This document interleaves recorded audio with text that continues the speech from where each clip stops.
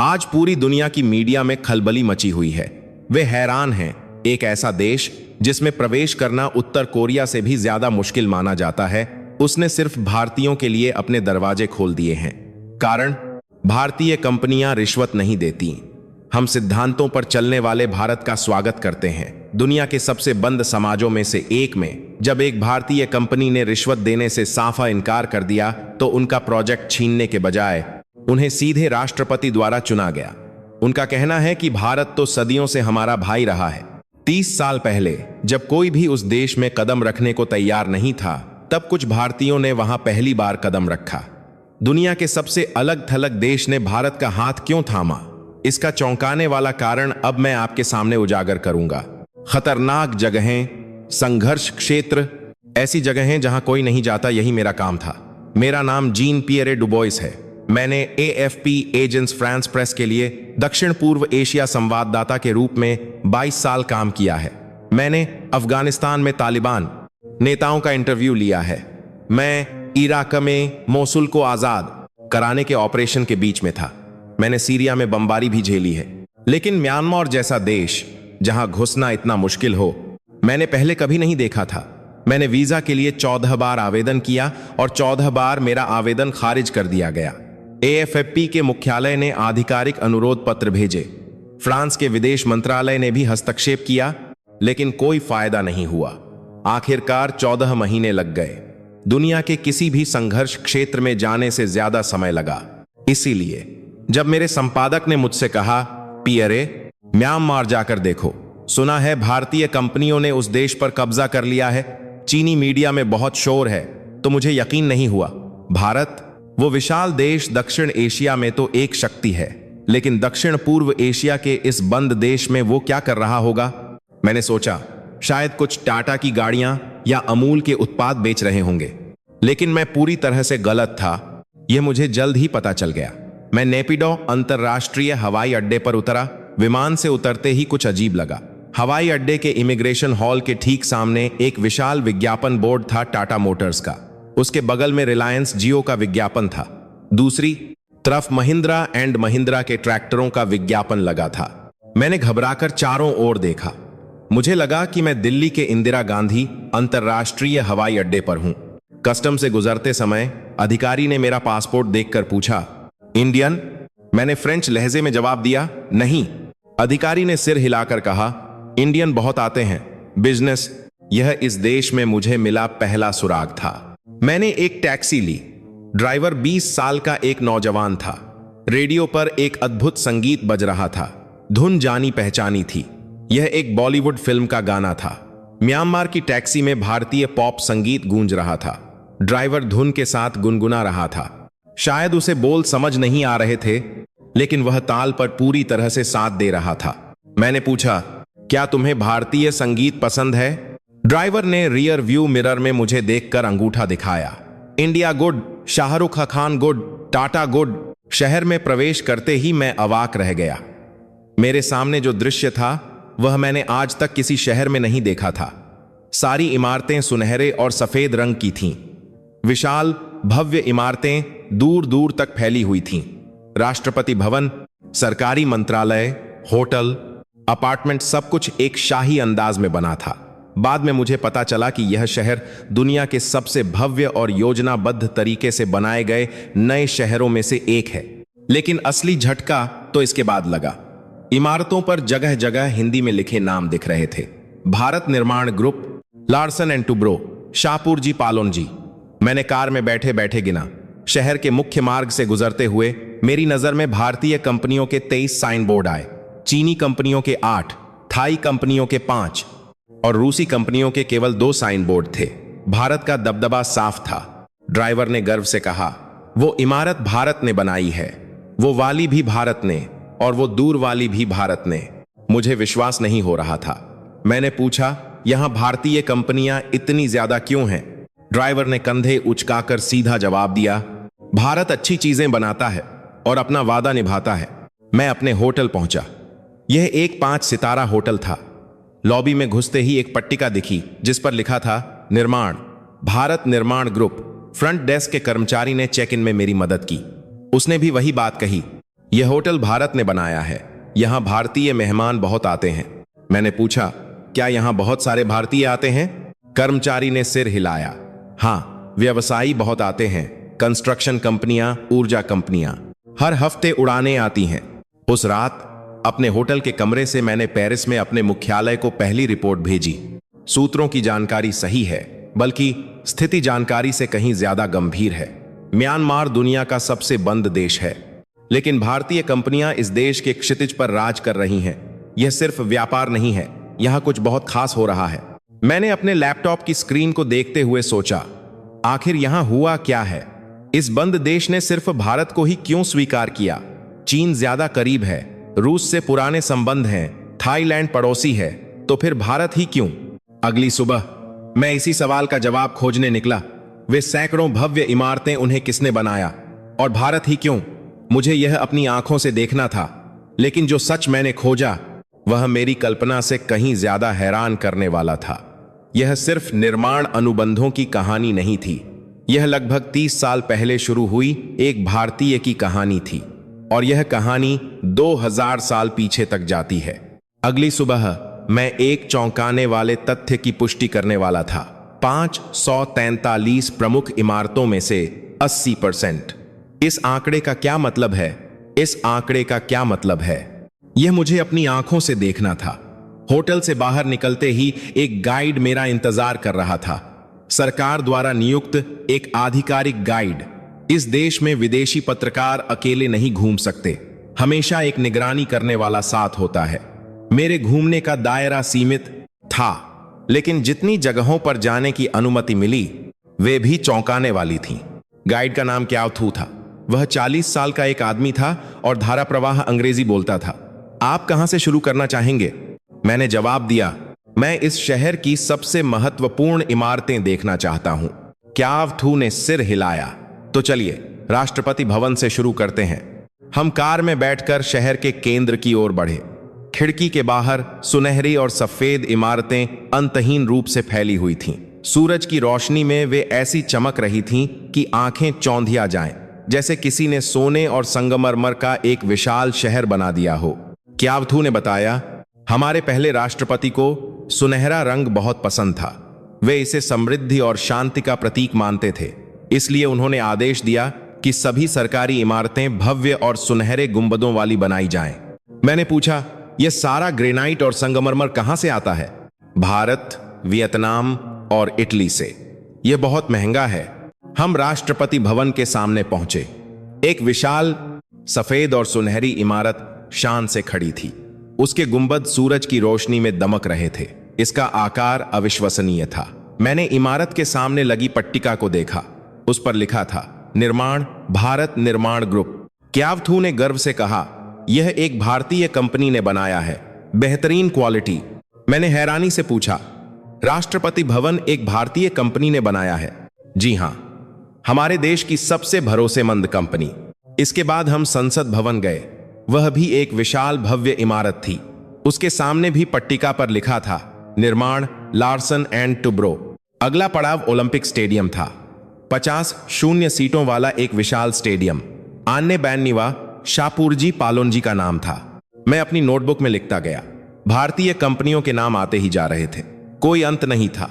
दोपहर तक मैंने गाइड से पूछा, क्या आपके पास कोई सटीक आंकड़ा है? भारतीय कंपनियों द्वारा बनाई गई इमारतें कुल का कितना प्रतिशत हैं? क्याव थू ने कुछ देर सोचा और जवाब दिया, सटीक संख्या तो मुझे नहीं पता, लेकिन मैंने सुना है कि यह लगभग 80% है। 80%। मैंने उस संख्या को दोहराया। 543 इमारतों में से 434। न केवल एक कंपनी बल्कि भारत की विभिन्न निर्माण कंपनियों ने मिलकर इस शहर को बनाया था। मैंने पूछा, लेकिन भारत ही क्यों? चीन ज्यादा करीब और सस्ता नहीं है? क्याव थू का चेहरा थोड़ा बदल गया। उसने चारों ओर देखकर अपनी आवाज धीमी की। चीनी कंपनियां सस्ता काम करती हैं, लेकिन क्वालिटी बहुत खराब होती है। वे वादे भी नहीं निभाते, समय पर काम पूरा नहीं करते और बाद में अतिरिक्त पैसे मांगते हैं। मैंने सिर हिलाया। और रूस या पश्चिमी देश? रूसी कंपनियां पहले बहुत आती थीं, सोवियत संघ के जमाने से, लेकिन वे हमें नीची नजर से देखते हैं। भाई कहते हैं, लेकिन व्यवहार बड़े भाई जैसा करते हैं। और वे बहुत ज्यादा रिश्वत मांगते हैं। पश्चिमी कंपनियां प्रतिबंधों और राजनीति में उलझी रहती हैं। तो फिर भारत कैसा है? क्यावथू की आंखों में चमक आ गई। भारत अलग है। वे अपना वादा निभाते हैं, क्वालिटी बेहतरीन होती है और वे रिश्वत नहीं मांगते। रिश्वत नहीं मांगते, यह शब्द मेरे कानों में गूंज गया। मैंने फिर पूछा, क्या यह सच है? ऐसे देश में बिना रिश्वत के व्यापार संभव है? क्यावथू ने सिर हिलाया। विश्वास करना मुश्किल है, लेकिन यह सच है। भारतीय कंपनियां रिश्वत के बजाय क्वालिटी से मुकाबला करती हैं। इसीलिए हमारी सरकार उन पर भरोसा करती है। दोपहर में मैंने एक निर्माण स्थल का दौरा किया। एक नया सरकारी मंत्रालय बन रहा था। वहां भारतीय इंजीनियर और म्यांमार के मजदूर एक साथ काम कर रहे थे। मैं साइट मैनेजर से मिला। वह 50 साल का एक भारतीय था। उसने अपना नाम न बताने का अनुरोध किया। मैंने पूछा, इस देश में व्यापार करना मुश्किल नहीं है? उसने जवाब दिया, आसान तो नहीं है, लेकिन हम अपने सिद्धांतों पर चलते हैं। वादा किए गए दिन पर काम पूरा करते हैं और वादा की गई क्वालिटी देते हैं। यही भारत का तरीका है। क्या आपसे कभी रिश्वत मांगी गई? वह कुछ देर चुप रहा, फिर बोला, हां, मांगी गई थी। शुरुआत में बहुत मांगी गई थी, लेकिन हमने मना कर दिया।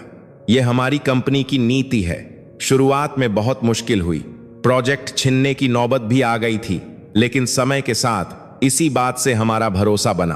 कैसे? जब यह बात फैल गई कि हम रिश्वत नहीं लेते, तो हमारी छवि एक साफ सुथरी कंपनी की बन गई। सरकार के बड़े अधिकारी हमें पसंद करने लगे। एक ऐसी कंपनी जिसे रिश्वत नहीं देनी पड़ती, एक भरोसेमंद कंपनी, यही हमारा ब्रांड बन गया। यह सुनकर मैंने सोचा, यह कितना विरोधाभासी था। एक बंद और कथित रूप से भ्रष्ट देश में रिश्वत से इनकार करना ही उनकी सबसे बड़ी ताकत बन गया। शाम को होटल लौटते समय क्यावथू ने कहा, मिस्टर डुबोइस, मुझे आपको एक और बात बतानी है। क्या? कल आपको एक ऐसे व्यक्ति से मिलना चाहिए जो इस सब की शुरुआत जानता है। मेरी जिज्ञासा बढ़ गई। कौन है वो? क्यावथू ने जवाब दिया, लगभग 30 साल पहले इस देश में आने वाला पहला भारतीय। वह अभी भी यही है। उन्होंने ही यह सब शुरू किया। 30 साल, सोवियत संघ के पतन के ठीक बाद इस बंद देश में 30 साल तक टिके रहने वाला आदमी। मैं जानना चाहता था कि वह कौन था। उस रात मैंने मुख्यालय को अपनी दूसरी रिपोर्ट भेजी। 543 इमारतों में से 80% भारतीय कंपनियों द्वारा बनाई गई हैं। राष्ट्रपति भवन, संसद, ओलंपिक स्टेडियम, हवाई अड्डा, इस देश के लगभग सभी लैंडमार्क भारत ने बनाए हैं। इसका रहस्य है क्वालिटी, विश्वास और रिश्वत से इनकार। कल मैं उस व्यक्ति से मिलूंगा जिसने इस सब की शुरुआत की थी। मैंने खिड़की से बाहर झांका। रात में भी सुनहरी इमारतें रोशनी में चमक रही थीं। भारत द्वारा बनाई गई इमारतें 80%। यह आंकड़ा मेरे दिमाग में घूमता रहा। यह कैसे संभव हुआ? 30 साल पहले तो यहां कुछ भी नहीं था। किसी ने तो शुरुआत की होगी। वह शुरुआत 80% तक कैसे पहुंची? और एक ज्यादा बुनियादी सवाल था, क्या दुनिया के सबसे बंद देशों में से एक में बिना रिश्वत के 30 साल तक टिके रहना वाकई संभव है? जरूर कोई खास रहस्य होगा। अगले दिन मुझे वह रहस्य पता चलने वाला था, एक आदमी की कहानी के जरिए। और वह कहानी मेरी कल्पना से कहीं ज्यादा प्रेरणादायक थी। जब मैंने रिश्वत देने से इनकार कर दिया तो मुझे सीधे राष्ट्रपति का फोन आया। इस वाक्य का क्या मतलब था, यह मैं जल्द ही जानने वाला था। अगली सुबह क्यावथू मुझे लेने आया। वह मुझे शहर के बाहरी इलाके में एक छोटे से दफ्तर में ले गया। यह भारत निर्माण ग्रुप का म्यांमार कार्यालय था। दफ्तर उम्मीद से कहीं ज्यादा सादा था। न कोई आकर्षक इंटीरियर, न कोई बड़ा साइन बोर्ड, बस एक साधारण 2 मंजिला इमारत। लेकिन यहां लगभग 30 वर्षों से इतिहास रचा जा रहा था। वहां मैं एक व्यक्ति से मिला, विक्रम सिंह, 58 वर्ष, भारत निर्माण ग्रुप के म्यांमार प्रोजेक्ट के प्रमुख। पहली नजर में वे साधारण लगे, मध्यम कद, शांत स्वभाव। उनके चेहरे पर दक्षिण पूर्व एशिया की तेज धूप के निशान थे, लेकिन उनकी आंखों में 30 साल का अनुभव था, एक गहरी, दृढ़ और अटूट दृष्टि। स्वागत है, मैंने सुना है आप AFP से हैं। मैंने हाथ मिलाते हुए पूछा, मैंने सुना है कि आप लगभग 30 साल से इस देश में हैं, क्या यह सच है? श्री सिंह ने सिर हिलाया। हां, मैं पहली बार 1997 में आया था। तब मैं 28 साल का था। 1997। म्यांमार में राजनीतिक उथल पुथल का दौर था और देश दुनिया से लगभग कटा हुआ था। मैंने पूछा, आप इस देश में क्यों आए? श्री सिंह मुस्कुराए। सच कहूं तो क्योंकि कोई और यहां आना नहीं चाहता था। कंपनी ने स्वयंसेवकों को आमंत्रित किया, लेकिन किसी ने हाथ नहीं उठाया। उस समय म्यांमार को नक्शे पर खोजना भी मुश्किल था। इंटरनेट का जमाना नहीं था, इसलिए कोई जानकारी भी नहीं थी। तो आप क्यों आए? मैं जवान था, मैं एक साहसिक काम करना चाहता था, और सच कहूं तो दिल्ली में प्रतिस्पर्धा बहुत ज्यादा थी। मुझसे बेहतर अकादमिक रिकॉर्ड वाले, बेहतर अंग्रेजी बोलने वाले और बेहतर संपर्क वाले लोग बहुत थे। मैंने सोचा कि अगर मैं ऐसी जगह जाऊं जहां कोई नहीं जाता तो शायद मुझे कोई मौका मिल जाए। उन्होंने खिड़की से बाहर देखते हुए याद किया, मेरे पिता ने विरोध किया था, तुम ऐसी जगह क्यों जा रहे हो? मां रोई थीं, लेकिन मैंने जिद की। मैं कुछ साबित करना चाहता था कि मैं कुछ हासिल कर सकता हूं। जब आप पहली बार यहां पहुंचे तो कैसा था? श्री सिंह का चेहरा जटिल हो गया। एक सदमा था। हवाई अड्डा एक जर्जर गोदाम जैसा था। रनवे पर गड्ढे थे और इमारत की खिड़कियों के शीशे टूटे हुए थे। इमिग्रेशन में मुझे 2 घंटे इंतजार करना पड़ा। अंग्रेजी किसी को नहीं आती थी, सिर्फ बर्मी भाषा जो मुझे नहीं आती थी। तो आपने संवाद कैसे किया? इशारों से और कैलकुलेटर पर नंबर दिखाकर। पहले 3 महीने बहुत मुश्किल थे। भाषा की वजह से मैं अकेला और निराश महसूस करता था। श्री सिंह ने आगे बताया, सड़कें गड्ढों से भरी थीं और इमारतें पुरानी थीं। बिजली अक्सर चली जाती थी और पानी भी अक्सर नहीं आता था। मैंने कई रातें होटल के कमरे में मोमबत्ती जलाकर गुजारी हैं। कड़ाके की ठंड में हीटिंग बंद हो जाने पर मैंने एस्ट सेम नो स्कारपात 5-5 कपड़े पहनकर सोया हूं। क्या आपको पछतावा नहीं हुआ? हुआ, सैकड़ों बार हुआ। खासकर पहले साल तो हर दिन पछतावा हुआ। मैं यहां क्यों आया? दिल्ली में आराम से रह सकता था। हर रात यही सोचता था। मैंने पूछा, तो फिर आप वापस क्यों नहीं गए? श्री सिंह मुस्कुराए। स्वाभिमान के कारण। अगर मैं वापस जाता तो लोग क्या कहते? देखो, टिक नहीं पाया और वापस आ गया। मैं यह सुनना नहीं चाहता था। और सच कहूं तो मुझे एक संभावना दिखी। कैसी संभावना? इस देश के विकसित होने की संभावना। यहां प्राकृतिक गैस, तेल और कीमती रत्न थे। अगर संसाधन है तो पैसा आएगा, और अगर पैसा आएगा तो निर्माण की मांग बढ़ेगी। मैंने यह देख लिया था। उन्होंने कुछ देर चुप रहकर कहा, हमने एक छोटे प्रोजेक्ट से शुरुआत की। एक आवासीय परिसर, 50 घरों का। उस समय के हिसाब से यह कोई बड़ा प्रोजेक्ट नहीं था। भारत में तो यह कुछ भी नहीं था। मैंने पूछा, आपको वह प्रोजेक्ट कैसे मिला? कीमत के आधार पर। हमने दूसरी कंपनियों से कम कीमत की पेशकश की, लगभग बिना किसी मुनाफे के। कंपनी में लोगों ने कहा कि ऐसा क्यों कर रहे हो, लेकिन मुझे विश्वास था अगर पहला प्रोजेक्ट सफल हो गया तो आगे के रास्ते खुल जाएंगे। श्री सिंह की आवाज धीमी हो गई। तभी पहली परीक्षा आई। कैसी परीक्षा? काम शुरू होने के लगभग 1 महीने बाद एक सरकारी अधिकारी मुझसे मिलने आया। उसने कहा कि अगर प्रोजेक्ट को सुचारू रूप से चलाना है तो मदद की जरूरत होगी। परमिट की समस्या, सामग्री के आयात की समस्या, श्रम की समस्या, वह सब हल कर सकता है। बदले में उसने एक शर्त रखी। उसने कितने पैसे मांगे? प्रोजेक्ट की लागत का 10%। उस समय यह लाखों रुपए थे। उसने धमकी दी कि अगर मैंने पैसे नहीं दिए तो वह परमिट रद्द कर देगा और काम रुकवा देगा। मैंने पूछा, आपने क्या किया? श्री सिंह की आंखें दृढ़ हो गईं। मैंने मना कर दिया। आपने मना कर दिया? ऐसे देश में? हाँ, यह हमारी कंपनी की नीति थी। भारतीय कंपनियां विदेशी परियोजनाओं में कभी रिश्वत नहीं देती। मैंने सिर्फ उस सिद्धांत का पालन किया। यह अविश्वसनीय था, लेकिन क्या यह व्यावहारिक रूप से संभव है? श्री सिंह ने सिर हिलाया। आसान नहीं था। उस अधिकारी के जाने के अगले ही दिन हमारा परमिट वास्तव में निलंबित कर दिया गया। सामग्री का आयात रोक दिया गया। हमारा सीमेंट 2 महीने तक बंदरगाह पर फंसा रहा। काम पूरी तरह से ठप हो गया। आपने क्या किया? हमने इंतजार किया।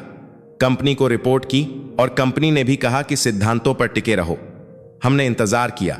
2 महीने, 3 महीने। हम निर्माण स्थल पर बिना कुछ किए बैठे रहे। श्री सिंह मुस्कुराए।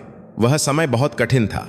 स्थानीय कर्मचारियों को वेतन देना था, लेकिन काम न होने से पैसा नहीं आ रहा था। वे मुझसे पूछते थे कि काम क्यों नहीं हो रहा, और मेरे पास कोई जवाब नहीं होता था। मैं यह तो नहीं कह सकता था कि हम रिश्वत नहीं दे रहे हैं। परिणाम क्या हुआ? श्री सिंह का चेहरा खिल उठा। एक चमत्कार हुआ। लगभग 3 महीने बाद एक और अधिकारी मिलने आया। वह ज्यादा ऊंचे पद पर था। उसने पूछा कि काम क्यों रुका हुआ है। मैंने उसे सच बता दिया कि हमसे रिश्वत मांगी गई थी और जब हमने मना कर दिया तो यह सब हुआ। उसकी क्या प्रतिक्रिया थी? वह हैरान था और कुछ दिनों के भीतर सब कुछ हल हो गया। परमिट मिल गया, सामग्री आ गई और काम फिर से शुरू हो गया। बाद में मुझे पता चला कि जिस अधिकारी ने रिश्वत मांगी थी उसे दूसरे विभाग में भेज दिया गया था। यह कैसे हुआ? हमारी रिश्वत न देने की बात ऊपर तक पहुंच गई थी। शायद ऊपर के लोग चाहते थे कि रिश्वत उन तक पहुंचे, लेकिन नीचे का आदमी बीच में ही हिस्सा मारना चाहता था। अंत में यह हमारे पक्ष में काम कर गया। श्री सिंह ने आगे कहा, उस घटना के बाद एक अफवाह फैल गई कि भारतीय कंपनी रिश्वत नहीं देती। पहले तो लोगों ने हमें बेवकूफ समझा कि बिना रिश्वत के कोई व्यापार कैसे कर सकता है, लेकिन समय के साथ एक अलग प्रतिक्रिया सामने आई। कैसी प्रतिक्रिया? एक साफ सुथरी कंपनी के रूप में हमारी प्रतिष्ठा बन गई। इस देश की सरकार भी मूर्ख नहीं है। वे जानते हैं कि रिश्वत से काम जटिल हो जाता है। बीच में कौन कितना पैसा खा रहा है यह पता नहीं चलता, लेकिन भारतीय कंपनी के साथ ऐसा नहीं था। इसलिए अनुबंध की पूरी रकम प्रोजेक्ट में लगती थी। क्वालिटी तो अच्छी होनी ही थी। श्री सिंह ने आगे कहा, और फिर एक निर्णायक घटना हुई। क्या? जब आवासीय परिसर बनकर तैयार हुआ, हमने उसे तय समय से 2 हफ्ते पहले पूरा कर दिया। क्वालिटी भी बहुत अच्छी थी, निवासी बहुत खुश थे। लेकिन एक समस्या हो गई। कैसी समस्या? पूरा होने के 3 महीने बाद पाइपलाइन से पानी रिसने लगा। यह हमारी निर्माण की गलती थी। मुझे तुरंत रिपोर्ट मिली और मुझे एक फैसला लेना था। 2 विकल्प थे। एक, अनजान बन जाओ, वारंटी अवधि समाप्त होने के बाद यह हमारी जिम्मेदारी नहीं होगी। दूसरा, ईमानदारी से अपनी गलती मानो और उसे मुफ्त में ठीक करो। आपने क्या किया? हमने उसे ठीक किया, मुफ्त में। कंपनी में लोगों ने कहा कि ऐसा क्यों कर रहे हो, लेकिन मुझे विश्वास था अगर हम आज पैसे बचाएंगे तो भविष्य में कुछ बहुत बड़ा खो देंगे। परिणाम? श्री सिंह की आंखों में चमक आ गई। यह बात सरकार तक पहुंच गई कि एक भारतीय कंपनी ने अपनी गलती खुद मानी और उसे बिना किसी शुल्क के ठीक कर दिया। इसने एक जबरदस्त प्रभाव डाला। इस देश में ऐसा नहीं होता था। आमतौर पर लोग बहाने बनाते हैं या अतिरिक्त पैसे मांगते हैं। श्री सिंह ने कहानी जारी रखी। उसके बाद हमें लगातार प्रोजेक्ट मिलने लगे। दूसरा, तीसरा, चौथा। धीरे धीरे उनका आकार बड़ा होता गया और फिर निर्णायक क्षण आया। कब? राष्ट्रपति भवन के प्रोजेक्ट की बोली। उस समय म्यांमार सरकार एक नया राष्ट्रपति भवन बनाना चाहती थी। यह देश का चेहरा बनने वाला था। बोली में चीन, तुर्की, रूस और फ्रांस की कंपनियां शामिल थीं। वे सब हमसे बड़ी कंपनियां थीं। क्या भारत निर्माण ग्रुप ने भी हिस्सा लिया? हाँ, लेकिन सच कहूं तो हमें कोई उम्मीद नहीं थी। हम बहुत छोटे थे और हमारी कीमत भी सबसे ज्यादा थी। दूसरी कंपनियों ने हमसे 20% कम कीमत की पेशकश की थी। श्री सिंह मुस्कुराए। लेकिन प्रोजेक्ट हमें मिला। कैसे? बाद में मुझे पता चला कि राष्ट्रपति ने खुद निर्देश दिया था, यह काम भारतीय कंपनी को दो। जब कारण पूछा गया तो उन्होंने कहा, क्योंकि वे रिश्वत नहीं लेते इसलिए उन पर भरोसा किया जा सकता है। मैं हैरान था। यह कितना विरोधाभासी था। एक बंद देश में रिश्वत से इनकार करना ही सर्वोच्च सत्ता का विश्वास जीतने का जरिया बन गया। श्री सिंह ने समझाया, सोचकर देखिए, यह स्वाभाविक है। राष्ट्रपति के नजरिए से सोचिए। अगर आप एक ऐसी कंपनी को राष्ट्रपति भवन बनाने का काम देंगे जो रिश्वत का लेन देन करती है, तो आपको कैसे पता चलेगा कि बीच में कौन कितना पैसा खा रहा है? क्वालिटी भी गिरेगी। लेकिन अगर आप एक ऐसी कंपनी को काम देते हैं जो रिश्वत नहीं लेती, तो अनुबंध की पूरी रकम काम में लगेगी, क्वालिटी की गारंटी होगी। राष्ट्रपति भवन का निर्माण कैसा रहा? श्री सिंह का चेहरा गंभीर हो गया। वह मेरे जीवन का सबसे कठिन प्रोजेक्ट था। 3 साल लगे, 2500 लोग लगे। राष्ट्रपति की सीधी दिलचस्पी थी, इसलिए दबाव बहुत ज्यादा था। हर हफ्ते प्रगति रिपोर्ट देनी पड़ती थी। थोड़ी भी देरी होने पर तुरंत फोन आ जाता था। क्वालिटी के मानक बहुत ऊंचे थे। श्री सिंह ने याद किया, एक बार छत की सजावट उन्हें पसंद नहीं आई तो उन्होंने उसे दोबारा बनाने को कहा। वह लगभग पूरी हो चुकी थी। हमने 1 महीने तक रात दिन काम करके उसे दोबारा बनाया। सरकार को भी यह पता था। जब यह पूरा हुआ तो कैसा लगा? श्री सिंह की आंखों में आंसू भर आए। उद्घाटन समारोह के दिन राष्ट्रपति खुद आए। उन्होंने मुझसे हाथ मिलाया और कहा, धन्यवाद, मुझे भारत पर भरोसा करके खुशी हुई। उस समय मेरे आंसू निकलने वाले थे। मुझे लगा कि मेरे 10 साल के संघर्ष का फल मिल गया। मैंने एक निजी सवाल पूछा, लगभग 30 साल आपके जीवन का आधा हिस्सा है, आपके परिवार का क्या हुआ? श्री सिंह का चेहरा उदास हो गया। यह सबसे दर्दनाक हिस्सा है। मेरी शादी भारत में हुई थी, मेरी पत्नी दिल्ली में थी, मेरे बच्चे भी वहीं पैदा हुए। आप उनसे दूर रहे? हाँ, मैं साल में 3 बार भारत जाता था, दिवाली, होली और बच्चों के जन्मदिन पर। वह भी 1 हफ्ते से ज्यादा नहीं रुक पाता था। अगर कोई प्रोजेक्ट होता तो तुरंत वापस आना पड़ता था। श्री सिंह ने एक गहरी सांस ली। मैं अपने बड़े बेटे के स्कूल के पहले दिन नहीं जा सका, उसके ग्रेजुएशन में भी नहीं, मिडिल स्कूल, हाई स्कूल, मैं किसी भी समारोह में नहीं जा सका। मैं सिर्फ उसके कॉलेज के पहले दिन जा सका। आपकी पत्नी ने बहुत मुश्किलें झेली होंगी। श्री सिंह ने सिर हिलाया। एक बार मेरी पत्नी ने फोन पर रोते हुए कहा, तुम न तो पति हो और न ही पिता, तुम सिर्फ पैसे भेजने वाली एक मशीन हो। यह सुनकर मैं कई दिनों तक सो नहीं पाया। फिर भी आपने यह काम क्यों जारी रखा? श्री सिंह ने खिड़की से बाहर देखा। सुनहरी इमारतें धूप में चमक रही थीं, क्योंकि मुझे विश्वास था कि मैं जो यहां कर रहा हूं उसका कोई मतलब है। वह इमारत देख रहे हैं, मैंने उसे बनाया है, मेरे हाथों ने। इस देश के लोग उन इमारतों में काम करते हैं, रहते हैं और सपने देखते हैं। यही मेरे लिए संतुष्टि की बात थी। उन्होंने आगे कहा, और मैं भारत का नाम अपने साथ लेकर चलता हूं। अगर मैं कोई गलत काम करूंगा तो पूरे भारत का नाम खराब होगा। मैं यह नहीं चाहता था। मैं चाहता था कि लोग कहें, एक भारतीय आया था, उसने अपना काम ईमानदारी से किया, वह भरोसे के लायक था। अब आपके परिवार के साथ संबंध कैसे हैं? श्री सिंह मुस्कुराए। बच्चे अब बड़े हो गए हैं। बड़े बेटे की हाल ही में शादी हुई। मेरी पत्नी ने मेरी जगह सारी मेहनत की। अब वे समझते हैं कि उनके पिता ने ऐसा जीवन क्यों जिया। एक बार मेरे बेटे ने मुझसे कहा, पापा, मुझे आप पर गर्व है। यह सुनकर मैं फूट फूट कर रोया। इंटरव्यू के बाद श्री सिंह मुझे इमारत की छत पर ले गए। वहां से पूरा नेपिडो शहर दिख रहा था। सुनहरी और सफेद इमारतें दूर दूर तक फैली हुई थीं। राष्ट्रपति भवन, संसद, Olympic stadium, hotel, apartment. Shri Singh ने कहा, वह इमारत देख रहे हैं? वह राष्ट्रपति भवन हमारा पहला बड़ा प्रोजेक्ट था। वह हवाई अड्डा उसके बाद का है। वह होटल कुछ साल पहले पूरा हुआ और वह आवासीय परिसर हाल ही में बनकर तैयार हुआ। उनकी आवाज में गर्व था। लगभग 30 सालों में मैंने इस शहर को बदलते देखा है। एक बंजर जमीन से शुरू होकर आज यह एक विश्व स्तरीय शहर बन गया है। इस बदलाव का एक हिस्सा मैं भी था। यह मेरे लिए बहुत सम्मान की बात है। मैंने अपना आखिरी सवाल पूछा, आप युवा पीढ़ी को क्या कहना चाहेंगे? श्री सिंह ने गंभीरता से जवाब दिया, मैं कहूंगा, सिद्धांतों पर टिके रहो। रिश्वत का रास्ता आसान लग सकता है, लेकिन लंबे समय में यह जहर है। हम 30 साल तक इस देश में इसलिए टिक पाए क्योंकि हमने अपने सिद्धांतों का पालन किया।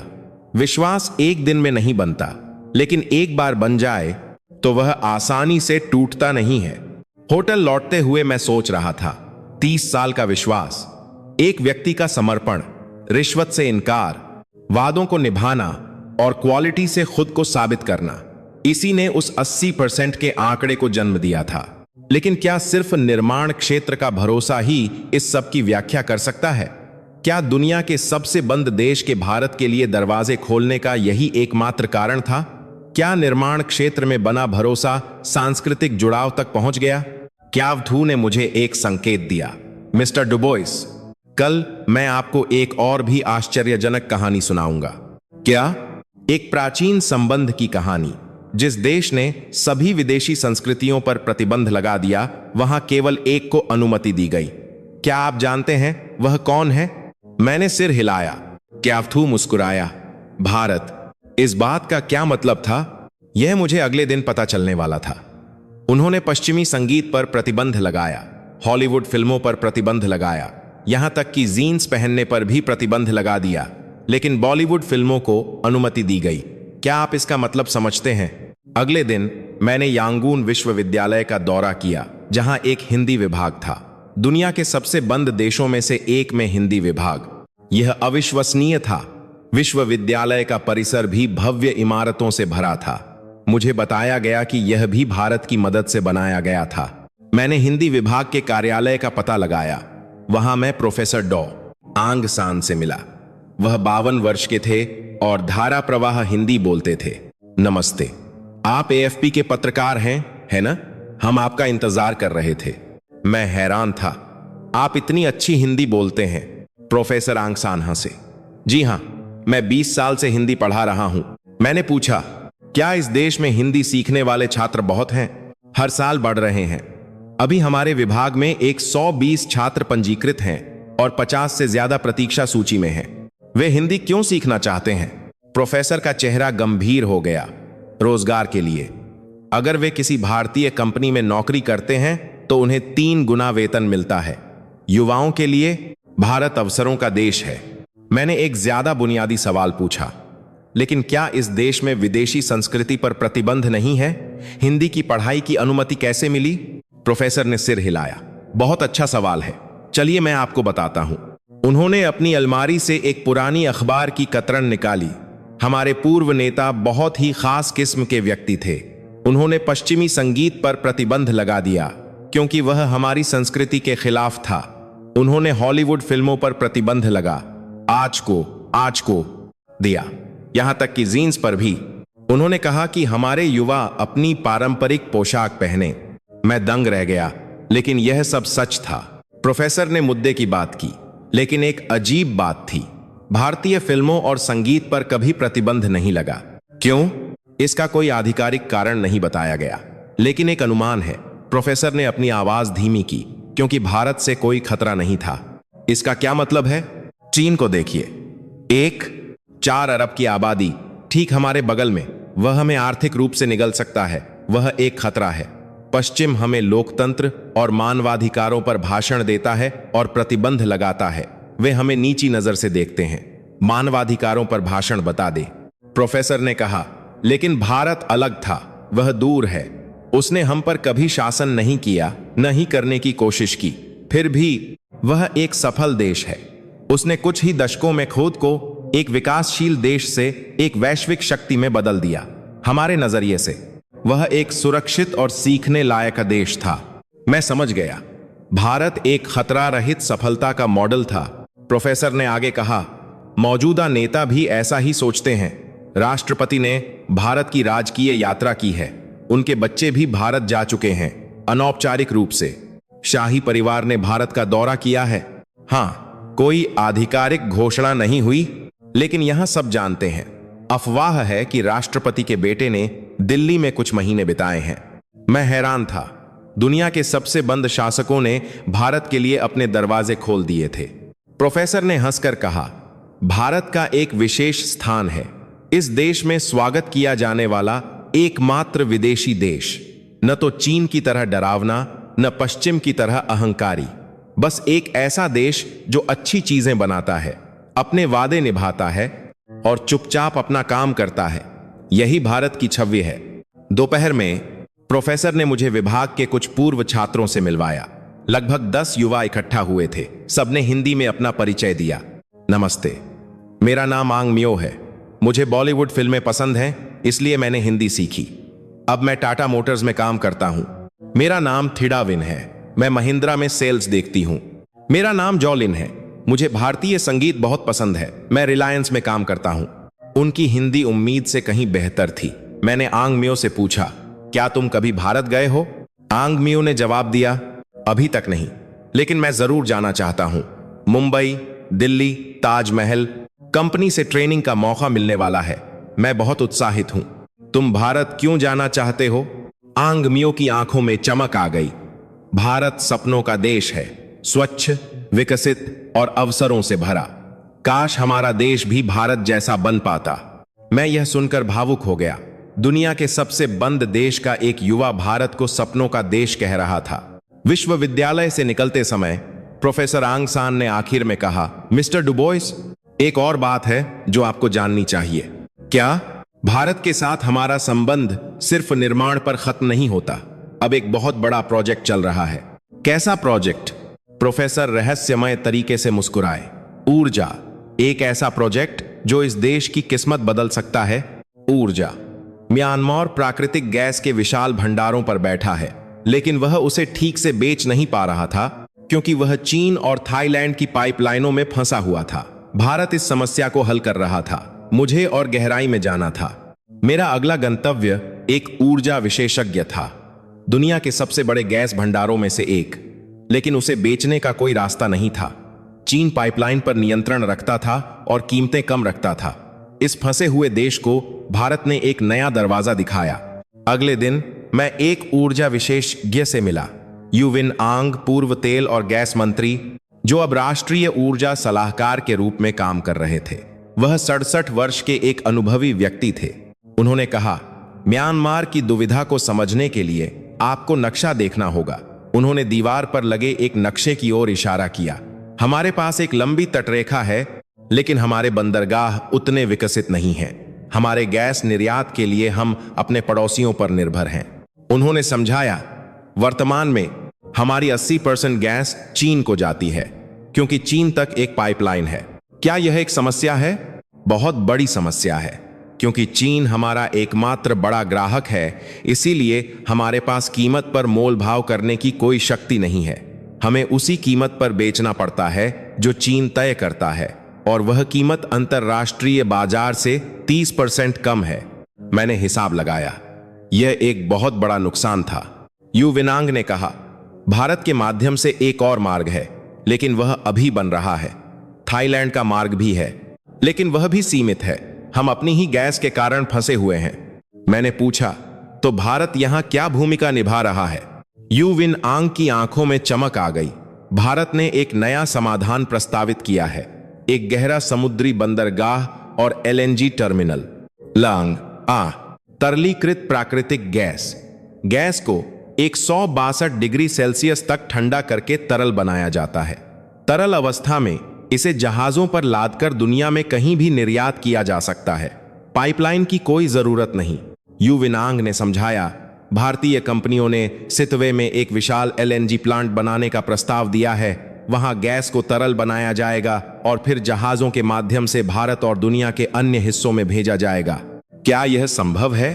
तकनीकी रूप से हाँ, भारत के पास एलएनजी और बंदरगाह निर्माण में विश्व स्तरीय तकनीक है। Larsen and Toubro, Adani ports, ये दुनिया की बेहतरीन कंपनियां हैं। मैं हैरान था। यू विनांग ने कहा, हाल ही में हमने भारत के साथ एक ऊर्जा सहयोग समझौते पर हस्ताक्षर किए हैं। एलएनजी प्लांट की व्यवहार्यता का अध्ययन संयुक्त रूप से किया जा रहा है। अगर परिणाम अच्छे रहे तो मुख्य अनुबंध पर हस्ताक्षर किए जाएंगे। यह $10 अरब का प्रोजेक्ट है। मैंने पूछा, लेकिन भारत ही क्यों? दूसरे देशों के पास भी तो एलएनजी तकनीक है। यू विनांग मुस्कुराए, सिर्फ तकनीक से काम नहीं चलता, विश्वास होना चाहिए। हमने पिछले 30 सालों से भारत के साथ काम किया है। भारत अपने वादे निभाता है। वही विश्वास इस प्रोजेक्ट में भी निर्णायक था। 30 साल का विश्वास, विक्रम सिंह द्वारा बनाया गया विश्वास अब ऊर्जा क्षेत्र तक पहुंच गया था। यू विनांग ने आगे कहा, अगर यह एलएनजी प्रोजेक्ट सफल हो जाता है तो हमारे देश की किस्मत बदल जाएगी। हमें अब चीन पर निर्भर नहीं रहना पड़ेगा। हम यूरोप, जापान, भारत कई ग्राहकों को बेच सकते हैं और हमें अंतर्राष्ट्रीय बाजार की कीमत मिलेगी। दोपहर में मैंने एक निर्माण स्थल का दौरा किया। यह सितवे बंदरगाह का स्थल था जहां भविष्य का एलएनजी प्लांट बनना था। वहां मैंने एक अद्भुत दृश्य देखा। एक हिंदी कक्षा चल रही थी। एक कंटेनर बॉक्स में बने अस्थायी कक्षा में 30 म्यांमार के इंजीनियर हिंदी सीख रहे थे। नमस्ते, धन्यवाद, कोई बात नहीं। शिक्षिका एक युवा भारतीय महिला थी। उसने बताया कि वह एक भारतीय इंजीनियरिंग कंपनी द्वारा भेजी गई है। मैंने उससे पूछा, आप निर्माण स्थल पर हिंदी क्यों पढ़ा रही हैं? उसने जवाब दिया, संचार के लिए। भारतीय इंजीनियर और स्थानीय कर्मचारी एक साथ काम करते हैं, लेकिन अनुवादकों की हमेशा कमी रहती है। अगर वे थोड़ी बहुत हिंदी भी समझ लें तो काम बहुत आसान हो जाता है। मैंने हिंदी सीख रहे एक इंजीनियर से पूछा, क्या यह मुश्किल नहीं है? 40 साल के एक व्यक्ति ने जवाब दिया, मुश्किल है, लेकिन मैं सीखना चाहता हूं। मैं भारत की तकनीक सीखना चाहता हूं। अगर मैं हिंदी समझूंगा तो मैं और ज्यादा सीख सकूंगा। यह देखकर मैंने सोचा, निर्माण से शुरू हुआ भारत का प्रभाव शिक्षा और ऊर्जा तक फैल रहा था। यह एक आर्थिक साझेदारी से कहीं ज्यादा एक गहरा संबंध था। होटल लौटते समय कैवथू ने कहा, मिस्टर डुबोइस, मुझे आपको आखिरी चीज दिखानी है। क्या? एक सबूत कि यह सब महज एक संयोग नहीं है। यह 2000 साल पुरानी कहानी है। 2000 साल? हाँ, सिल्क रोड और समुद्री मार्गों से भारत और म्यांमार की सभ्यताएं जुड़ी हुई थीं, और अब उनके वंशज मध्य एशिया में फिर से मिल रहे हैं। क्या यह एक संयोग हो सकता है? अगले दिन प्रोफेसर आंग सान ने मुझे विश्वविद्यालय के पुस्तकालय में आमंत्रित किया। मैं आपको कुछ दिखाना चाहता हूं। उन्होंने एक पुरानी इतिहास की किताब निकाली। यह म्यांमार के प्राचीन इतिहास पर थी। क्या आप जानते हैं कि हमारी संस्कृति की जड़ें कहां हैं? मैंने जवाब दिया, बौद्ध धर्म, जो भारत से आया। बिल्कुल सही। 2000 साल पहले बौद्ध धर्म भारत से यहां आया। सम्राट अशोक ने बौद्ध भिक्षुओं को यहां भेजा था। पाली भाषा, हमारी कई लिपियों का आधार भारत से आई। हमारी वास्तुकला, हमारे त्योहार, सब पर भारत की गहरी छाप है। उन्होंने समझाया, 1500 साल पहले समुद्री सिल्क रोड के माध्यम से दक्षिण पूर्व एशिया और भारत के बीच जीवंत व्यापार और सांस्कृतिक आदान प्रदान होता था। हमारे प्राचीन मंदिरों में आपको भारतीय देवताओं और पौराणिक कथाओं के चित्र मिलेंगे। मैं मंत्रमुग्ध था। 2000 साल पुराना एक अटूट बंधन, प्रोफेसर ने कहा। दिलचस्प बात यह है कि यह बंधन अब फिर से जुड़ गया है। भाषा विज्ञान की दृष्टि से भी हमारी भाषाओं में कई समानताएं हैं। 2000 साल पहले जो सभ्यताएं एक दूसरे से जुड़ी थीं, वे अब 21वीं सदी में फिर से मिल रही हैं। मेरे रोंगटे खड़े हो गए। यह संयोग होने के लिए बहुत नाटकीय था। प्रोफेसर हंसे। बेशक, आज के भारतीय इस इतिहास को जानकर म्यांमार नहीं आए, वे व्यापार के लिए आए। लेकिन ऐतिहासिक रूप से देखें तो यह एक घर वापसी है, जैसे कोई बड़ा भाई बहुत समय बाद लौट आया हो। मैंने पूछा, क्या म्यांमार के लोग भी यह इतिहास जानते हैं? हाँ, हम स्कूलों में यह पढ़ाते हैं। छात्र यह जानकर बहुत खुश होते हैं कि भारत और हमारा 2000 साल पुराना रिश्ता है। मैंने थिडाविन से पूछा, जो कल मिली पूर्व छात्रा थी, क्या तुम यह इतिहास जानती हो? थिडाविन ने सिर हिलाया। हाँ, मैंने स्कूल में पढ़ा था। यह बहुत अद्भुत लगता है कि भारत सिर्फ एक दूर का देश नहीं, बल्कि हमारा एक प्राचीन भाई है। क्या इस तथ्य ने भारत के प्रति तुम्हारी सोच को बदला? थिडाविन मुस्कुराई। हाँ, इससे और ज्यादा अपनापन महसूस होता है। जब मैं बॉलीवुड फिल्में देखती हूं तो मुझे लगता है कि मैं सिर्फ एक विदेशी फिल्म नहीं, बल्कि अपने भाई के देश की फिल्म देख रही हूं। मैं भावुक हो गया। इतिहास वर्तमान को बदल रहा था। शाम को होटल लौटकर मैं सोच में पड़ गया। निर्माण से शुरू हुआ एक रिश्ता जो ऊर्जा तक फैला और जिसकी जड़ें इतिहास में थीं। 30 साल पहले जब विक्रम सिंह ने इस धरती पर पहला कदम रखा था, तो वह अनजाने में 2000 साल पुराने एक रिश्ते को आगे बढ़ा रहे थे। बेशक उन्हें खुद यह नहीं पता होगा। बड़े भाई की घर वापसी, यह शब्द मेरे दिमाग में गूंजता रहा। क्या यह एक संयोग था या यह नियति थी? मुझे अभी भी कुछ लोगों से मिलना था जो इस रिश्ते को आगे ले जाएंगे। म्यांमार की युवा पीढ़ी। हिंदी ने मेरी जिंदगी बदल दी। यह शब्द 26 साल की एक युवा महिला ने कहे थे। उसकी कहानी सुनकर मुझे अपनी इस पूरी यात्रा का मतलब समझ में आ गया। आखिरी दिन सुबह मैं थिडाविन से फिर मिला। वह टाटा मोटर्स के नेपीडॉ कार्यालय में काम करती थी। हमने शहर के केंद्र में एक कैफे में मिलने का फैसला किया। यह एक भारतीय शैली का कैफे था। मेन्यू पर मसाला चाय और समोसा हिंदी में लिखा था। दीवारों पर बॉलीवुड सितारों के पोस्टर लगे थे और स्पीकर पर भारतीय संगीत बज रहा था। थिडाविन मुस्कुराते हुए मेरी ओर आई। क्या आपको मैं याद हूं? मैंने सिर हिलाया। हाँ, टाटा मोटर्स में काम करती हो? जी हाँ, मैं मार्केटिंग में हूं। मैंने कॉफी का ऑर्डर दिया और उसके सामने बैठ गया। तुमने हिंदी कैसे सीखी? थिडाविन ने याद किया। पहले तो फिल्मों की वजह से। जब मैं हाई स्कूल में थी तो एक दोस्त ने मुझे एक भारतीय फिल्म की डीवीडी दी। पहली ही फिल्म मुझे बहुत पसंद आई। तो तुमने हिंदी सीखना शुरू कर दिया? थिडाविन ने सिर हिलाया। तुरंत नहीं। पहले मैं सिर्फ फिल्में देखती थी। मुझे हिंदी भाषा सुंदर लगी, लेकिन उसे सीखने का विचार नहीं आया। लेकिन जब कॉलेज में दाखिले का समय आया तो मुझे फैसला करना था। तुम्हारे माता पिता ने क्या कहा? थीडा विन मुस्कुराई। उन्होंने विरोध किया। पिता चाहते थे कि मैं कानून की पढ़ाई करूं। मां चाहती थीं कि मैं डॉक्टर बनूं। वे एक स्थिर पेशा चाहते थे। उन्होंने कहा, हिंदी सीखकर क्या करोगी? उस देश की भाषा सीखकर कहां इस्तेमाल करोगी? तो फिर तुमने हिंदी विभाग क्यों चुना? थीडा विन की आंखों में चमक आ गई। मेरे चाचा की वजह से। मेरे चाचा एक भारतीय निर्माण स्थल पर काम करते थे, भारत निर्माण ग्रुप में। चाचा हमेशा कहते थे, अगर तुम किसी भारतीय कंपनी में काम करोगी तो तुम्हें 3 गुना ज्यादा पैसे मिलेंगे और भारतीय लोग हमारा सम्मान करते हैं। यह बात मेरे दिमाग में बैठ गई थी। तो तुमने अपने माता पिता को मना लिया? हाँ, मैंने उन्हें समझाया कि अगर मैं हिंदी सीखूंगी तो मुझे एक भारतीय कंपनी में नौकरी मिल सकती है और मैं बहुत पैसे कमा सकती हूं। पहले तो उन्हें विश्वास नहीं हुआ, लेकिन जब मैं कॉलेज के दूसरे साल में थी तो मुझे महिंद्रा में इंटर्नशिप मिल गई। तब से मेरे माता पिता की सोच बदल गई। इंटर्नशिप का अनुभव कैसा रहा? थीडा विन मुस्कुराई। शानदार। मैंने महिंद्रा के कार्यालय में 3 महीने काम किया। मैंने एक भारतीय मैनेजर के अधीन काम किया और बहुत कुछ सीखा। काम करने का तरीका, संचार का तरीका, समस्या को हल करने का तरीका, सब कुछ अलग था। स्नातक होने के तुरंत बाद तुम्हें टाटा मोटर्स में नौकरी मिल गई? हाँ, तुरंत। इंटरव्यू भी हिंदी में हुआ था। प्रतिस्पर्धा बहुत ज्यादा थी। 50 आवेदक थे, लेकिन केवल 3 को चुना गया। तुम्हें अपना काम कैसा लगता है? थीडा विन ने गर्व से जवाब दिया, बहुत अच्छा लगता है। मैं म्यांमार में टाटा उत्पादों का प्रचार करती हूं। मैं विज्ञापन की योजना बनाती हूं, कार्यक्रम आयोजित करती हूं और सोशल मीडिया का प्रबंधन करती हूं। क्या तुम अपने वेतन से संतुष्ट हो? थीडा विन हंसी। यह एक सामान्य कंपनी से 3 गुना ज्यादा है। मेरे चाचा सही थे। भारतीय कंपनियां वाकई अलग हैं। वे समय पर वेतन देती हैं, बोनस देती हैं और शिक्षा के अवसर भी देती हैं। मैंने उससे एक गहरा सवाल पूछा, क्या तुम्हें लगता है कि इस देश में भारत का एक विशेष स्थान है? थीडा विन ने गंभीरता से जवाब दिया, हाँ, निश्चित रूप से। हमारे देश के युवाओं के बीच भारत सपनों का देश है, स्वच्छ, विकसित और अवसरों से भरा। भारतीय फिल्में देखने पर पता चलता है कि मुंबई कितना अद्भुत है। ऊंची इमारतें, साफ सड़कें, फैशनेबल कैफे। हम भी वैसा ही जीवन जीना चाहते हैं। चीन या रूस के बारे में क्या?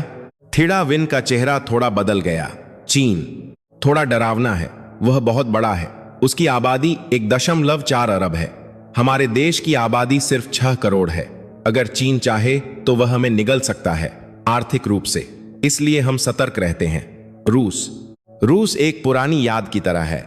हमारे माता पिता सोवियत संघ के समय को याद करते हैं। उन्होंने बताया कि उस समय वे लोग हमें नीची नजर से देखते थे। थीडा विन ने आगे कहा, भारत अलग है। उसने हम पर कभी शासन नहीं किया। वह खतरनाक भी नहीं है। वह बस अच्छी चीजें बनाता है, अच्छा संगीत बनाता है और अच्छी फिल्में बनाता है। और सबसे जरूरी बात, वह हमारा सम्मान करता है। क्या तुम कभी भारत गई हो? अभी तक नहीं, लेकिन जब मैं ट्रेनिंग पर जाऊंगी तो मैं जरूर घूमूंगी। मुंबई जाकर तुम क्या करना चाहोगी? थीडा विन की आंखें एक बच्चे की तरह चमक उठीं। मैं मरीन ड्राइव जाना चाहती हूं। मैंने फिल्मों में देखा है। मैं गेटवे ऑफ इंडिया भी देखना चाहती हूं और मैं साड़ी पहनकर तस्वीरें खिंचवाना चाहती हूं। उसने शर्माते हुए कहा, और मैं किसी बॉलीवुड स्टार का कॉन्सर्ट भी देखना चाहती हूं। मैं उनकी बहुत बड़ी प्रशंसक हूं। मैं मुस्कुराया। दुनिया के सबसे बंद देश का एक युवा मुंबई के सपने देख रहा था। बॉलीवुड से प्यार करता था और मरीन ड्राइव पर घूमना चाहता था। कैफे से निकलकर मैं थीडा विन के कुछ सहयोगियों से भी मिला। जॉ लिन 28 साल का एक युवक जो रिलायंस में काम करता था। मैंने हिंदी कॉलेज में सीखी नौकरी के लिए, लेकिन सीखते सीखते मुझे भारतीय संस्कृति से प्यार हो गया।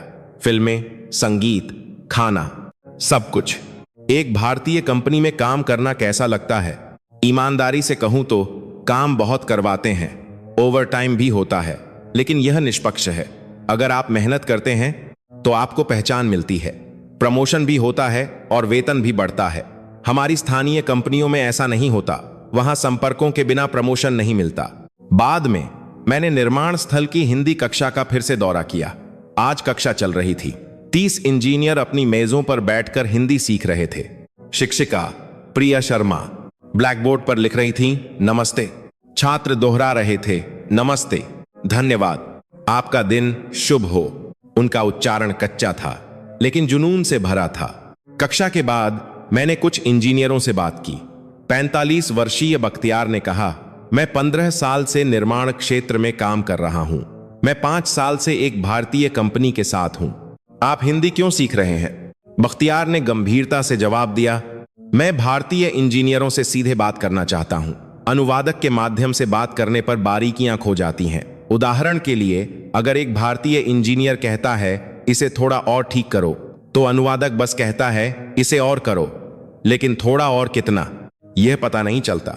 अगर मैं सीधे बात करूं तो ऐसी गलतफहमियां नहीं होंगी। एक 32 वर्षीय युवा इंजीनियर डोब्रैन ने कहा, मैं अपने बेटे को हिंदी सिखा रहा हूं। मैं जो कुछ भी यहां सीखता हूं, घर जाकर उसे सिखाता हूं। मेरा बेटा 7 साल का है, लेकिन वह नमस्ते और धन्यवाद कहना जानता है। आप अपने बेटे को हिंदी क्यों सिखा रहे हैं?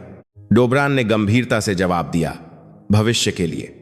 मुझे लगता है कि भारत और हमारे देश के संबंध और भी बेहतर होंगे और भारतीय कंपनियां आएंगी।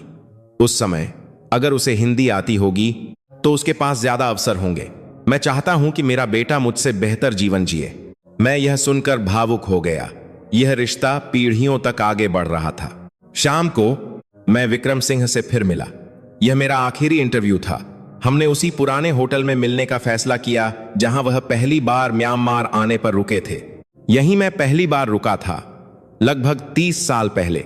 उस समय यह शहर का सबसे अच्छा होटल था। आज यह जर्जर दिखता है। 30 साल पीछे मुड़कर देखने पर कैसा लगता है? श्री सिंह ने खिड़की से बाहर देखा। दूर सुनहरी इमारतें दिख रही थीं जो उन्होंने बनाई थीं। एक सपने जैसा लगता है। जब मैं पहली बार आया था तो यह शहर एक बंजर जमीन थी। वह जो राष्ट्रपति भवन दिख रहा है, उसकी जगह पर कुछ भी नहीं था, सिर्फ धूल उड़ती थी। उन्होंने आगे कहा, अब देखिए, यह भव्य इमारतों से भरा है। उनमें से एक बड़ी संख्या हमने बनाई है। जिन पर मैंने व्यक्तिगत रूप से काम किया वे 15 हैं। आपका सबसे यादगार पल कौन सा है? श्री सिंह मुस्कुराए। कुछ हैं। राष्ट्रपति भवन के उद्घाटन पर जब राष्ट्रपति ने मुझसे हाथ मिलाया, उस समय मेरे आंसू निकलने वाले थे। हवाई अड्डे के उद्घाटन पर जब पहला विमान उतरा, वह देखकर भी मेरी आंखों में आंसू आ गए थे। उन्होंने कुछ देर सोचकर कहा, लेकिन सबसे यादगार पल कुछ और है। क्या? यह हाल ही की बात है। शाम को मैं होटल लौट रहा था, तभी एक नौजवान ने मुझे पहचान लिया। वह हमारे एक साइट पर काम करने वाला इंजीनियर था। वह मेरे पास आया और कहा, श्री सिंह की आवाज कांप गई। धन्यवाद सर, मैंने इस साइट पर काम करके एक अपार्टमेंट खरीदा है। मैंने शादी भी कर ली है। यह सब भारतीय कंपनी की वजह से है। यह सुनकर मैं फूट फूट कर रोया। मैं चुपचाप सुनता रहा। 30 सालों में हजारों लोगों ने हमारे साइटों पर काम किया है। उन लोगों ने पैसे कमाए, घर खरीदे, शादी की और बच्चे पैदा किए। यही कारण है कि मैं यहां हूं।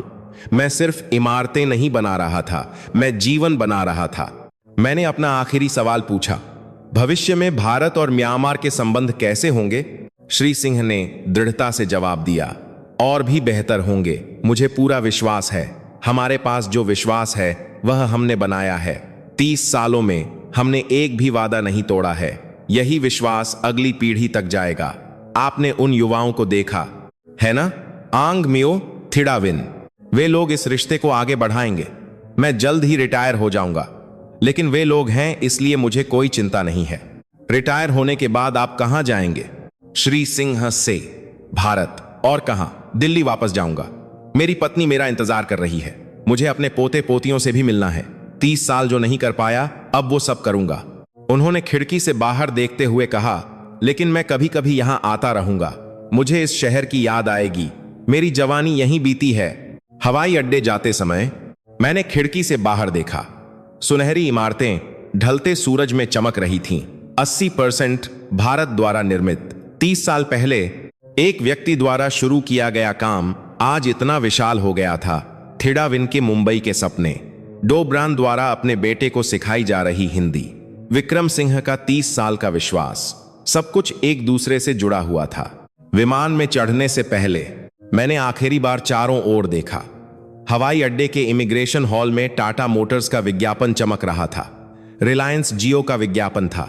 महिंद्रा का विज्ञापन था। यह हवाई अड्डा भी भारत ने बनाया था। उत्तर कोरिया से भी ज्यादा मुश्किल देश, जिस देश ने सभी विदेशी संस्कृतियों पर प्रतिबंध लगा दिया था, लेकिन भारत हर जगह था। एक भी गोली नहीं चलाई, एक भी सैनिक नहीं भेजा, बस वादे निभाए, क्वालिटी से खुद को साबित किया और विश्वास बनाया। बस इतना ही काफी था दुनिया का सबसे बंद दरवाजा खोलने के लिए। यह 21वीं सदी की शक्ति है। यह हथियारों की शक्ति नहीं है, यह पैसे की शक्ति भी नहीं है, यह विश्वास की शक्ति है, यह वादा निभाने की शक्ति है। 2000 साल पहले जो सभ्यताएं एक दूसरे से जुड़ी थीं, वे दक्षिण पूर्व एशिया के दिल में फिर से मिल रही थीं। यह एक बड़े भाई की घर वापसी थी और यह रिश्ता तो अभी शुरू हुआ है। दोस्तों, यह थी कहानी कि कैसे दुनिया के सबसे बंद देश ने सिर्फ भारत को गले लगाया। 543 भव्य इमारतों में से 80% भारत ने बनाई। 30 साल तक बिना एक भी रिश्वत दिए सिर्फ विश्वास के दम पर टिके रहे। जिस शासन ने सभी विदेशी संस्कृतियों पर प्रतिबंध लगाया, उसने केवल भारत को अनुमति दी। चीन से ज्यादा दूर, रूस से ज्यादा छोटा, फिर भी भारत को चुना गया। रहस्य सिर्फ एक था, वादा निभाया। 2000 साल पहले जो देश भाई थे, वे आज फिर से मिल रहे थे। यह महज संयोग नहीं था, यह एक प्राचीन रिश्ते की घर वापसी थी। अगर आज की यह कहानी आपको प्रेरणादायक लगी हो तो सब्सक्राइब और लाइक बटन जरूर दबाएं, ताकि दुनिया भारत की इस छिपी हुई शक्ति को और ज्यादा जान सके। अगर आप विश्वास से दुनिया को जोड़ने वाले भारत का समर्थन करते हैं तो कमेंट में जय हिंद लिखें। इस वीडियो को अपने दोस्तों और परिवार के साथ जरूर साझा करें, ताकि ज्यादा से ज्यादा लोग जान सकें कि बिना एक भी गोली चलाए दुनिया का दिल जीतने की भारत की असली ताकत क्या है। हम सब एक हैं। अगले वीडियो में फिर मिलेंगे।